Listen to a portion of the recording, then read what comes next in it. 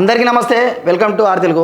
AP రాష్ట్ర రాజకీయాల్లో ఒక హైడ్రామా నడుస్తుంది. అయితే ప్రత్యర్థుల మధ్య హైడ్రామా నడవడం కామన్, కానీ ఎవరి పార్టీలో వాళ్ళకే ఒక హైడ్రామా నడుస్తుంది. అదేంటంటే ప్రజెంట్గా ఇదే విషయంపై విజయవాడ వెస్ట్ నుండి టీడీపీ నుంచి టికెట్ ఆశిస్తున్న మాజీ మంత్రి జలీల్ ఖాన్ ఒక సంచలన కామెంట్ చేశారు.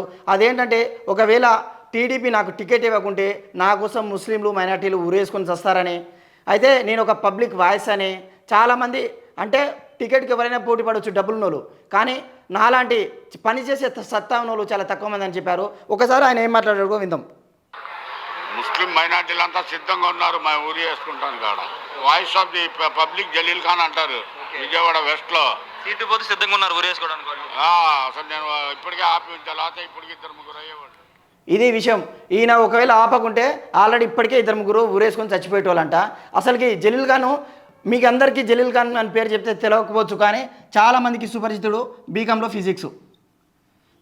ఫిజిక్స్ ఉంటుంది అని చెప్పాడు కదా, ఆ పెద్ద మనిషి ఈరోజు చెప్తున్నాడు. ఆయనకు ఎందులో ఏ సబ్జెక్ట్ ఉంటుందో తెలియదు, ఆయన కోసం సచ్చేటోళ్ళు మాత్రం ముస్లిం మైనార్టీలు చాలామంది ఉన్నారంట. దయచేసి ఏపీ ముస్లిం సోదరులారా, ఎవరైనా ఈ వీడియో చూస్తే నిజంగా ఈయనకు అంత దమ్ముందా, ఈయన గురించి మీరు ప్రాణాలు కూడా ఇస్తారా, ఒకసారి కామెంట్ రూపంలో తెలియజేయండి. ఈ వీడియో మీకు నచ్చినట్లయితే లైక్, షేర్, కామెంట్ చేయండి.